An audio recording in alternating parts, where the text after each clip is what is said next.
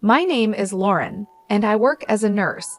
My husband, Eric, is currently a full-time stay-at-home husband. Not long ago, Eric was working as a company employee, but he decided to quit his job because he didn't get along with his new boss. When Eric told me about his decision, I was quite angry that he quit without consulting me first. However, I tried to stay positive, thinking it might be better that he made the decision to leave before the job made him depressed. Although Eric doesn't bring in any earnings anymore, I have a steady job as a nurse. We are also fortunate to live in a house that my mother left to me when she passed away a few years ago. This means we don't have to worry about paying rent, which helps us make a good living without financial stress. Initially, I was very anxious and stressed about Eric not working. It felt strange and unsettling to be the sole breadwinner of the family. However, over time, I noticed that Eric was doing an excellent job with the housework. He took care of all the chores, cooked meals, and made sure everything was in order. Gradually, I got used to this new arrangement and even started to enjoy our life together more. One day, I came home from work to find my sister-in-law, Melissa, visiting our home. Eric greeted me cheerfully as I walked through the door. "Welcome home, honey. Hope you had a great day at work." "Oh, I think I forgot to tell you Melissa was coming over. I'm sorry I forgot to mention it." To be honest, I was a bit upset with Eric. He spoke as if he wasn't sorry about it at all. But then, I realized it had been a long time since I had seen Eric so cheerful and relaxed. "I see. It's totally fine. But from next time, could you please let me know in advance?" I replied, trying to stay calm. Eric smiled and agreed. He then turned to Melissa and suggested, "Maybe it's time for you to head home now." But Melissa didn't seem to agree. "Already? I don't want to go home yet. Since this house has enough space and room, I think I want to sleep over tonight," she said. I was taken aback by her response. It was unexpected and put me in a difficult position. I didn't want to be rude, but at the same time, I was hoping for a quiet evening after a long day at work. However, seeing Eric so happy and my sister-in-law being comfortable, I decided to go along with it for now. I smiled and said, "All right, Melissa, you can stay over tonight. But please, next time, let us plan it out a bit better." Melissa beamed with joy, and Eric looked relieved. We spent the evening together, and I tried to make the best of it, even though it wasn't what I had planned. I reminded myself that family is important, and making small sacrifices can lead to stronger bonds and happier moments. I looked at Eric's face, and in a panic, he told her, No, it's too sudden, Melissa. Please go home for today." When Eric said that, Melissa glared at me and went home angrily. "Why did Melissa come over today?" I asked. "It's quite a distance for her to come over." "Actually, Melissa got a divorce recently. She has no place to go, so she went back to my parents' place. But their apartment is small, and they asked her to hurry up and find a job and give them money. She feels very unwelcome, and I feel sorry for her," Eric explained. I listened to my husband and got frustrated because I couldn't understand why he felt so sorry for her. Then Eric said, "I am sorry about today. I have been searching but couldn't get a job, and I wanted someone to listen to me for a change, so I let her in." I was angry at Eric for his selfish behavior but realized he needed this. I said, "Okay, it's true that it's better to have someone than being alone in that kind of situation. But next time, make sure you call me and have her leave before I get back, okay?" I wondered if I was spoiling Eric too much, but I made sure he knew to inform me next time, so I stopped talking about it further that day. 5 days later, Eric texted me while I was at work. "Hey, hope your day is going great at work. Melissa is saying that she wants to come over if that is okay with you. You're working until 8 p.m. today, right? I will make sure to have her leave before 8 p.m. It had only been 5 days since she last came over. Eric said he would make sure Melissa leaves before 8 p.m., but I worried about how long she planned to stay. I said, "Fine, make sure she leaves as soon as possible." I really didn't want Melissa to come over, but seeing Eric so happy about it, I agreed. I wanted Eric to enjoy his time with his sister, so I didn't think much about it. At work, it was such a busy day that I totally forgot Melissa was coming over. When I finally got home, she was still there. "Huh, why are you still here?" I asked, feeling a bit annoyed. Eric noticed my bad mood right away and panicked. "I'm so sorry. I've been asking Melissa for advice and lost track of time. Melissa will leave now." Eric turned to Melissa, and she sighed, saying, Yes, I will go home now." She started packing her things, acting annoyed, and then laughed. Her attitude really bothered me, so I said, "What's up with her? This isn't her house. Doesn't she have any sense?"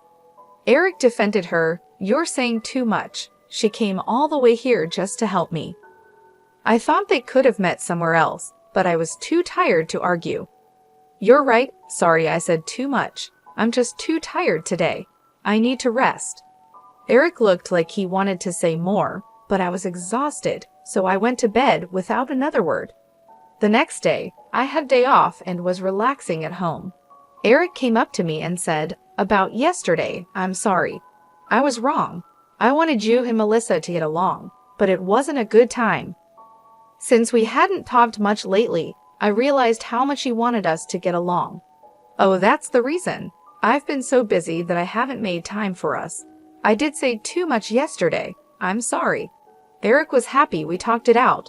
"Okay, today I'll make your favorite dish, meatball pasta." He started cooking, and then his phone rang. "Who's calling?" I asked. "Oh, it's Melissa. I wonder why," he said. I had a bad feeling about it, but told him, maybe it's urgent. Eric checked with me and then picked up the phone. I couldn't hear what Melissa was saying, but the call ended quickly. "How is Melissa?" I asked. "She said she has something to tell me, so she's coming over now," Eric replied. I was irritated because I didn't want to see her on my day off, but since she was already on her way, I couldn't say anything about it. Eric tried to lighten the mood by continuing with dinner. As he cooked, I sat on the couch, feeling a mix of frustration and exhaustion. I had hoped for a quiet day off, but it seemed that wasn't going to happen. I sighed and decided to make the best of it. Melissa arrived shortly after, knocking on the door with an urgency that matched my bad feeling. Eric let her in, and she walked straight into the living room without much of a greeting. "I have something important to tell you both," Melissa said, her voice serious. I exchanged a glance with Eric, who looked just as puzzled as I felt. "What is it, Melissa?" I asked, trying to keep my voice calm. She took a deep breath and said, "I've been offered a job in another city, and I'm thinking of taking it. But I need a place to stay until I get things sorted out." My heart sank. The last thing I wanted was more disruptions in our already hectic lives. But before I could respond, Eric spoke up. "That's great news, Melissa. Congratulations on the job offer," he said, his face lighting up. "But where do you plan to stay?" Melissa looked at both of us with hopeful eyes. "I was hoping I could stay here, just for a little while. I promise it won't be long." I felt a wave of frustration wash over me. We had just talked about needing more time for ourselves, and now this. But seeing the hopeful look on Melissa's face and Eric's supportive expression, I knew I couldn't outright refuse. "I understand your situation, Melissa," I said, choosing my words carefully. "But we need to set some ground rules if you're going to stay here. It can't be like last time. We need to know in advance when you'll be here, and you need to respect our space." Melissa nodded eagerly. "Of course, Lauren. I'll make sure to follow your rules. Thank you so much for understanding." Eric looked relieved, and I sighed, hoping we could manage this new arrangement without too much trouble. "All right, let's get through dinner first," I said. "Then we can talk more about the details." We sat down for the meal Eric had prepared, and the conversation was mostly light, though I couldn't shake the underlying tension. After dinner, we discussed Melissa's stay in more detail, setting clear boundaries and expectations. As I lay in bed that night, I couldn't help but feel a mix of worry and hope. I wanted to support Eric and Melissa, but I also needed to protect our space and sanity. It was going to be a delicate balance, and I hoped we could manage it without too much strain on our relationship. The days that followed were a test of patience and understanding. Melissa kept to her promise, respecting our space and giving us advance notice of her plans. Eric and I worked on communicating better, making sure to set aside time for just the two of us. In the end, it wasn't easy, but we managed to find a rhythm that worked for everyone. And though it took time and effort, the experience brought us closer together, teaching us the importance of balance and understanding in our relationships. "I'll make Melissa's pasta too," Eric said happily and started cooking. He didn't notice I was upset, and I couldn't understand why he didn't refuse her from coming over. But I thought this was my chance to tell her myself. After 15 minutes, the doorbell rang. Since our house was far from where Melissa was staying, I didn't expect her. But it was Melissa at the door with a big suitcase. I had a bad feeling about this, but let her in. Eric was still preparing lunch, so I asked Melissa, "What happened?" Melissa looked like she was crying and said, "Actually, I got kicked out from my parents' house. They kicked me out because I wasn't working. They said I have no right to stay there. They are such horrible parents, right?" My bad feelings were coming true as I listened. Then Eric said, "What the heck, that sucks. Family is about helping each other out. They are such horrible parents."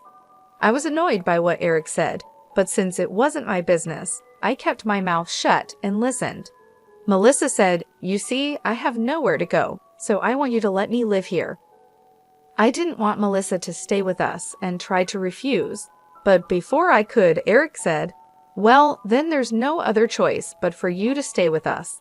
Luckily, we have a spare room, so stay with us from today." I glared at Eric and he said, "What's with that facial expression? Melissa needs help." I couldn't take it anymore and said, "What are you saying? Don't make this decision on your own. Eric, you're not working, and Melissa, you're not working either, right? I can't support two people on my salary alone." At that moment, something hit me on the head. I didn't know what happened, but then Melissa said, "Eric, don't throw an egg at her." She was laughing hysterically, and when I touched my hair, I felt eggshells. Eric said, "It's your fault, Jessica. Be nicer to Melissa. If you keep having this horrible attitude with Melissa, we're getting divorced. And if we get divorced, you know you'll have to leave this house, right?" Eric looked at me triumphantly, and Melissa looked at me with satisfaction. Since I kept quiet, they thought I was convinced by them. Melissa asked, "Jessica, are you ready to apologize to us? If so, then just go take a shower, and then we can eat the meatball pasta." I prepared to talk about how the three of us were going to live together. Eric happily finished preparing lunch while Melissa snickered at me and relaxed on the couch watching TV. I had something to say to both of them, but instead, I took Melissa's luggage and threw it off the balcony. They were shocked by my sudden action and yelled, "What are you doing? Are you out of your mind?" Eric panicked and told me to go get the stuff I threw out. I replied, "Why should I? This is my house. I won't allow you to do anything anymore." Eric said, "What are you saying? This is our house, as husband and wife, so it's my house too. I am letting my sister stay here." I scoffed and laughed, and he asked, "What's so funny?" I replied, "Don't you know that I'm the owner of this house? My mother gave it to me, so you have no right to it." Eric and Melissa looked surprised. They said, "For real? Oh no, that's not right. Even if that's the case, since we're still married, it doesn't really matter, you know." They started mumbling, so I said, "This house is mine. If you want to live with your sister so badly, why don't you rent a house and live with her? Besides, why should I support people who don't work at all? Eric, you worked hard until you quit your job, so I didn't say anything about it. But recently, you haven't been doing any housework either. Honestly, I'd rather live alone." When I told Eric what I had been thinking, he said, "Oh really? So that's what you've been thinking about, huh? Well, I don't want a wife who doesn't take care of my family and can't even thank me for taking care of the house." As he said that, he took out divorce papers. I wondered how he had them prepared so quickly. My sister-in-law looked at me with a huge grin on her face, and I understood that she was the one who came up with this idea. I've already written my part, so all you have to do is fill in your part, Eric said. I'll give you some time to think alone. Since you don't have any other choice, just contact me when you want to apologize, all right? After they said that, both Eric and Melissa left. I quickly took a shower, completed the divorce papers, and went to submit them. I think my husband showed me the divorce papers to scare and threaten me, even though it was Melissa's idea. I've already written my part, so all you have to do is fill in your part, Eric said. I'll give you some time to think alone. Since you don't have any other choice, just contact me when you want to apologize, all right? After they said that, both Eric and Melissa left. I quickly took a shower, completed the divorce papers, and went to submit them. I think my husband showed me the divorce papers to scare and threaten me. Even though it was Melissa's idea, Eric went through with it. I don't want a husband who would do such a thing to his own wife. A few days later, Eric called and asked, "Are you ready to apologize?" I was really angry. "What are you calling about all of a sudden? Why should I contact you? You're just a stranger to me now." Eric sounded confused. "What do you mean a stranger? Is there something wrong with your brain?" He didn't seem to understand the situation, so I decided to tell him clearly. I submitted the divorce papers, and it's finalized. So you and I are strangers now. Oh, and I sold my house already, so even if you try to come back, there's no point. I also quit my job and am starting fresh somewhere else. I sent all your belongings to your parents, and they should be arriving soon. I'm worried if they'll all fit in their small place. Eric seemed clueless about what was happening and sounded like he was arguing with someone on his end. Anyway, you're the one who suggested the divorce in the first place, right? I have nothing more to say to you. Since I want nothing to do with you, I'm blocking your number. Goodbye. My ex-husband yelled something, but it wasn't my concern. I hung up and blocked his number. A few months later, I happened to visit the area where I used to live. On my way home, I stopped by a supermarket. There, I saw someone who looked like my ex-husband, Eric, working. It seemed like he made a mistake at work, and a younger woman was scolding him. "Oh, how many times do I have to tell you to understand? Don't make me repeat myself," she said while other workers chuckled at the scene. I felt a bit bad for him seeing the situation. He was getting scolded by a much younger woman, and other workers were laughing at him. But there's nothing I can do about it because he's just a stranger to me now. As I watched him, I thought about how things might have been different. If Eric had thought more about how to handle his sister, maybe this wouldn't have happened. Melissa caused so many problems between us, and Eric just went along with it without considering how I felt. But in any case, I'm glad I divorced him. It wasn't an easy decision, but looking back, it was the right one. Now, I am enjoying my life being single. I have more peace and freedom. I don't have to deal with the stress of their constant drama. Since the divorce, I've had more time to focus on myself. I've started new hobbies, met new people, and even took up a new job that I love. I'm in control of my own life, and it feels great. Seeing Eric in that situation reminded me of how much I've grown. I don't have to worry about his problems or his sister's issues anymore. They are not my responsibility. I am free to live my life the way I want, without the constant stress and unhappiness that came with our marriage. So while I felt a bit bad for him in that moment, it quickly passed. I reminded myself that he made his choices, and I made mine. And my choice to leave was the best decision I could have made for my own happiness and well-being.